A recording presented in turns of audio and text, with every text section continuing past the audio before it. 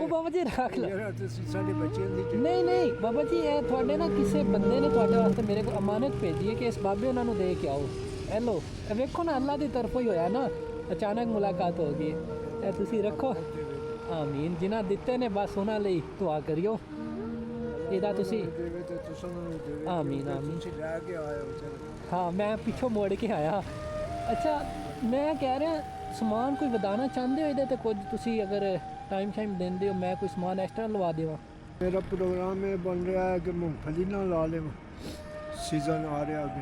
ਬਹੁਤ ਬਿਹਤਰੀਨ ਗੱਲ ਹੈ, ਮੂੰਗਫਲੀ ਲਗਾ ਦੇਣੇ ਇਨਸ਼ਾਅੱਲਾ। ਕਿੱਥੋਂ ਮਿਲੇਗੀ? ਮੈਂ ਖੁਦ ਲੈ ਕੇ ਆਵਾਂਗਾ, ਇਹਨਾਂ ਪੈਸਿਆਂ ਦੀ ਨਹੀਂ ਲੈਣੀ। ਇਹ ਤੁਹਾਡੇ ਨੇ। ਤੁਸੀਂ ਮੈਨੂੰ ਦੱਸੋ ਟਾਈਮਿੰਗ ਮੋਬਾਈਲ ਹੈ ਤੁਹਾਡੇ ਕੋਲ? ਜੀ ਜੀ ਹੈ। ਮੈਨੂੰ ਦਿਓ ਨੰਬਰ ਹੈ, ਸਵੇਰ ਲਾ ਦੇਵੀਓ ਮੂੰਗਫਲੀ। 1 ਜਾਂ 2 ਦਿਨਾਂ ਦੇ ਅੰਦਰ ਤੁਹਾਨੂੰ ਇਹ ਸੈਟਅਪ ਬਣਾ ਕੇ ਦੇਵਾਂਗਾ।